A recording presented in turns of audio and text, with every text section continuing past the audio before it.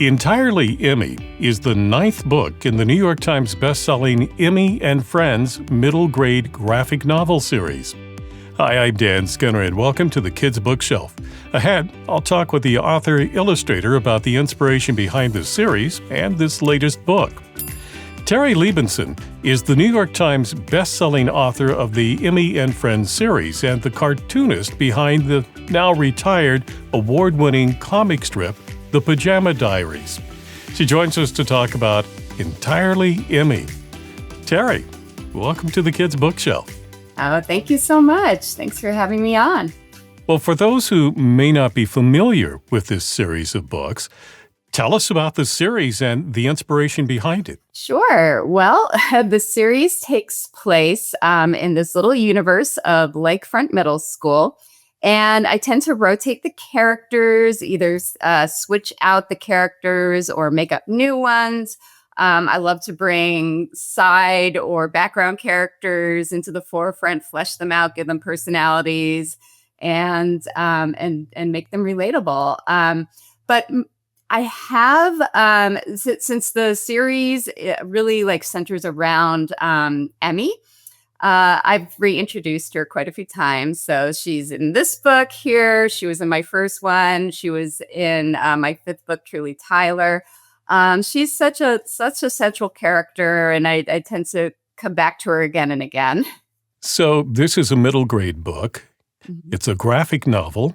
So for what age would that be for? Sure. Generally, it's around age 8 to 12. I always say it kind of depends on the reader. Sometimes you have a precocious 7-year-old and they're perfectly fine for someone like that, or even older kids too. And even adults get into them. They're full of humor and, and a lot of relatable subjects. So I say it's pretty much for anyone, but mainly it's meant for 8 to 12-year-olds. What do you think kids identify with this series and the characters that you have in it? Well, it's a pretty diverse set of characters. That's one of the challenging aspects of it as far as writing for it. But it's also the most fun part. So I try and make it as relatable as possible.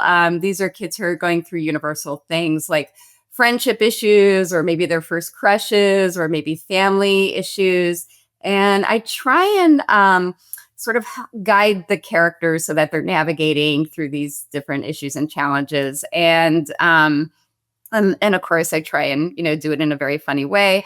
I try and give them really lively personalities, and I just write from the heart.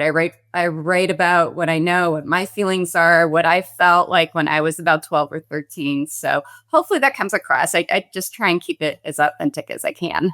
So this ninth book in the series features Joe and Emmie. Tell us about what the story is readers are going to find here. Sure. So this takes place a little bit out of the box. It's I'm taking the setting away from the middle school and putting it into this kind of campground setting. So it takes place during a 3-day getaway, this seventh grade class trip, and which is great, by the way, because instead of drawing lockers, I can draw trees. So it's a nice little change. So everybody's excited to go. Emmie is especially excited because she's going with her best friend Brianna. All the kids get paired up, and they're looking forward to doing activities together, like paddle boarding and rock climbing and things like that. Whereas Joe, he's more of an indoor guy, so he's not that excited about it. He doesn't really want to go, but his best friends Tyler and Anthony convince him to go at the last minute. The unexpected part happens when Emmie and Joe find themselves alone unexpectedly. And I'm not going to tell you how that happens, but they end up getting paired up in the end. And they're not very happy about it because neither of them really like each other. And they're very, very different from each other. So they end up doing all these activities together. There's a lot of, bad stuff that happens. A lot of drama occurs, but then also some unexpectedly good things happen as well. And it's sort of about them just, pairing up unexpectedly, coming to an understanding, learning to trust each other. And I'm not going to say that they develop like this great friendship or anything, but they definitely come to an understanding. And it's really about like trusting yourself, trusting others, opening up the line of communication among friends, things like that. So just like many of my other books, it's all about navigating friendships. So it sounds like there's some personal growth that's going on with Emmy and also with Joe. Tell us a little bit about what they have to face and what they learn about themselves. Sure. Oh my goodness. That was the fun part of writing the book. They definitely grow and evolve during the course of the book. Um, so Emmy, this book, even though all the books can be read out of order, they don't have to be read in any particular order. This book happens to take place at the end of the year, whereas my first book that I wrote involving Emmy took place maybe about 5 or 6 months earlier. Trying to remember. And so in between, she's made some new friends. She's already had some personal growth. She's come out of her shell a little bit, which is great. But suddenly in this story, she finds herself all alone again. And she sort of has to go through that that personal pain one more time and kind of learn to trust herself and trust others, and sort of find her voice again. And with Joe, so just to give you some background of Joe, he is like this loud, obnoxious prankster kind of guy. He's the class clown. He's very polarizing. Some people think he's really funny. Others really can't stand him. And he tends to make jokes at other people's expenses. So he sort of learns kind of the power of communication, like really how to communicate, because before he's sort of hiding behind his humor, whereas he kind of learns how to like be a little more straightforward with his friends if he has an issue. He learns to sort of express his feelings through humor rather than hide behind them. So it's kind of nice. It's, you can kind of see his evolution throughout all this. And also just like how he kind of navigates this whole new friendship situationship with Emmy. So I'm talking with Terri Libenson about Entirely Emmy, which is the latest book in her Emmy and Friends middle grade graphic novel series. And our conversation will continue. If you're enjoying this discussion, please subscribe, like, and click on the bell so you know when I post new interviews. And thank you.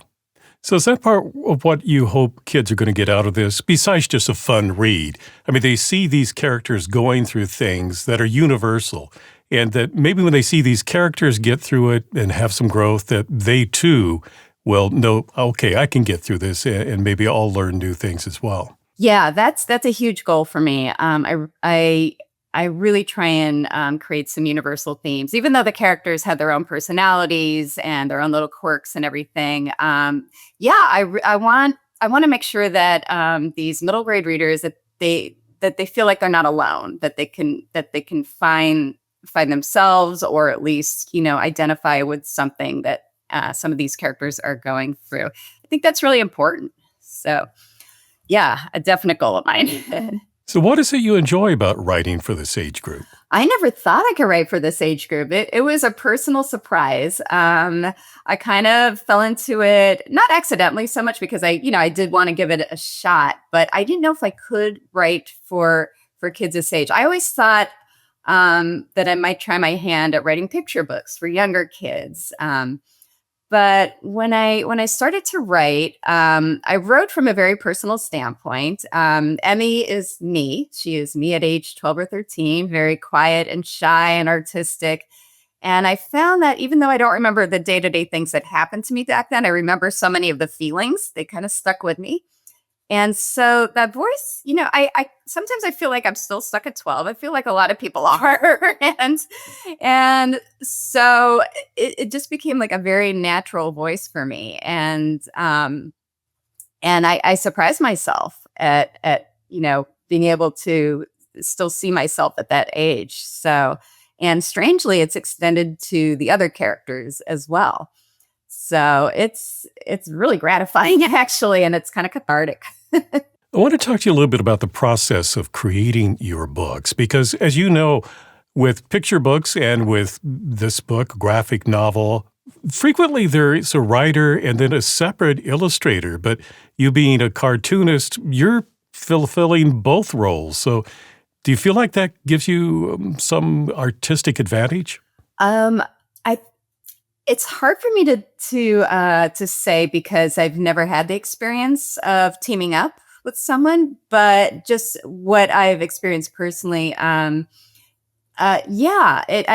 and I think because the way I write, even though I don't start out with artwork when I write, I still have these images in my head as I write, and usually what I'll do is I'll just indicate what like where the art's going to go and what it's going to be as I write, and it just kind of keeps the flow going. So the images tend to sort of bridge the writing or be part of it. So it personally helps me out. It just keeps the story cohesive for me. Well, something you do different than a lot of graphic novels is, you have the full panels, but then you have more prose sections with some illustrations in them. So tell us a bit about those and why you chose to present the book in that way. Sure. So yeah, actually, the book started out just as what I call an illustrated novel, where you have a lot of the prose with little doodles scattered throughout. But it was actually my literary agent who came up with the idea of separating it out and making it more hybrid, and adding the graphic novel chapters because these books are told mainly from the viewpoint of two different characters. It kind of helps differentiate the characters, the two different styles. Makes it a little more, fun and unique, I think, too. So, and it's wonderful as an artist as well. It's not only is it challenging, but it just keeps it, kind of interesting as well. Just breaks it up a bit. So this is the 9th book. Will we see more adventures with Emmie and friends in the future? You will. I'm working on the 10th book right now. There's probably going to be an 11th. Beyond that, I'm not sure. But for now, yes, there will be more books. I'm very excited about that.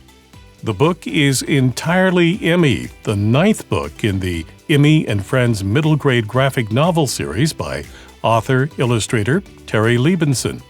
Terri, thank you for talking with me today. Thank you so much. It was a lot of fun.